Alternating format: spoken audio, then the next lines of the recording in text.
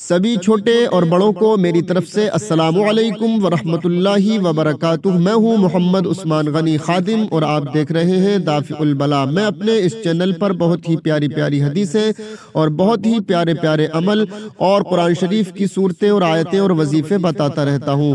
آج میں حضور اکرم صلی اللہ تعالی علیہ وسلم کی 6 نصیحتوں کے بارے میں بات کروں گا۔ ویسے تو حضور اکرم صلی اللہ تعالی علیہ وسلم کی نصیحت ہر ایک مسلمان کے لیے فائدہ مند ہو سکتی ہے، لیکن آج صرف ہم ان 6 نصیحتوں کے بارے میں بات کریں گے، اور مجھے امید ہے کہ حضور اکرم صلی اللہ تعالی وسلم کی 6 نصیحتوں پر ہم سب عمل کر کے اپنے مقدروں کو چمکاتے رہیں گے۔ لیکن اس سے پہلے اگر آپ نے ہمارے چینل دافع البلا کو سبسکرائب نہیں کیا ہے تو آپ سے گزارش ہے کہ بہت جلد سے جلد اس نیک کام میں دیری نہ کیجیے۔ آؤ مومنو، اب بات کو شروع کرتے ہیں۔ جب حضور اکرم صلی اللہ تعالی علیہ وسلم گھر تشریف لائے تو ایک روٹی کا ٹکڑا گرا ہوا دیکھا۔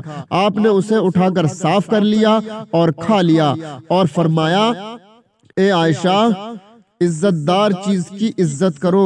جب اللہ کسی قوم کا رزق چھین لیتا ہے تو واپس نہیں کرتا۔ سبحان اللہ۔ یعنی کہ حضور اکرم صلی اللہ تعالی وسلم رزق سے اتنی محبت فرمایا کرتے تھے، روٹیوں سے اتنی محبت فرمایا کرتے تھے کہ اگر کوئی ٹکڑا نیچے گرا ہوا مل جاتا تو اس کو صاف کر کے کھا لیا کرتے تھے، اور دوسروں کو بھی نصیحت فرمایا کرتے تھے کہ رزق کی عزت کیا کرو۔ لیکن آج ہمارا پرابلم یہ ہے کہ ہم کہیں شادی میں، بیاہ میں آپ نے دیکھا ہوگا، جاتے ہیں تو وہاں پر ٹیبلوں کے نیچے روٹی گری ہوئی بہت ساری نظر آتی ہے، اور بہت سے لوگ تو روٹیوں سے انگلیاں پونچھ کر نیچے پھینک دیتے ہیں۔ یہ ایک بہت زیادہ غلط عمل ہے۔ دوسرا فرمان حضور اکرم صلی اللہ تعالی علیہ وسلم نے ارشاد فرمایا کہ جس شخص کے یہاں پر بیٹیاں پیدا ہو جائیں، جس شخص کے یہاں پر بیٹیاں ہوں، اسے برا مت سمجھو، کیونکہ میں بھی بیٹیوں کا باپ ہوں۔ سبحان اللہ۔ یعنی کہ حضور صلی اللہ تعالی علیہ وسلم بتانا یہ چاہتے ہیں کہ جس انسان کے گھر میں بیٹیاں ہوں اس کو مایوس نہیں ہونا چاہیے، اور جس گھر میں بیٹیاں ہوں اس کو برا نہیں سمجھنا چاہیے، کیونکہ حضور فرما رہے ہیں کہ میں بھی بیٹیوں کا باپ ہوں۔ حضور کی بھی 4 بیٹیاں تھیں، اور حضور نے فرمایا کہ عورت کے لیے بہت زیادہ مبارک ہے کہ اس کی پہلی اولاد بیٹی ہو۔ سبحان اللہ۔ پہلی اولاد اگر بیٹی ہوگی تو وہ اس عورت کے لیے مبارکباد ہے۔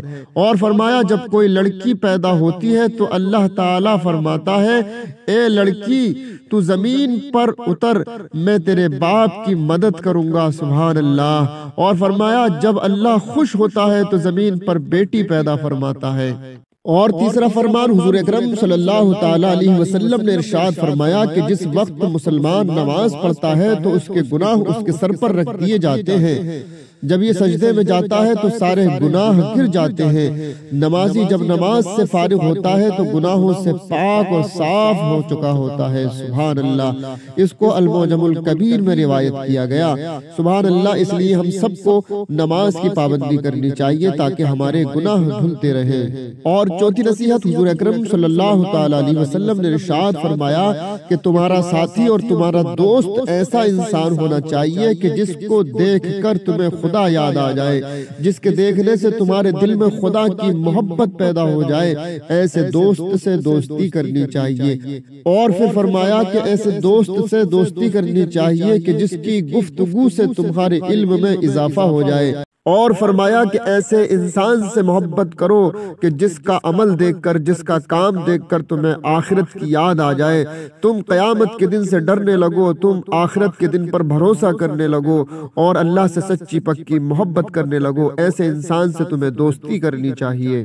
اور حضور صلی اللہ تعالی علیہ وسلم نے ارشاد فرمایا کہ جو جلدی موت آ جائے، یعنی کہ جس کو ہم کہتے ہیں چٹپٹ موت آنا، ایک دم سے موت آ جائے، تو اس موت کو زیادہ اچھا نہ سمجھو، کیونکہ آج کل کے زمانے میں جو ایک دم مر جاتا ہے، جس کو کوئی تکلیف نہیں ہوتی، اس کو اچھی موت سمجھا جاتا ہے۔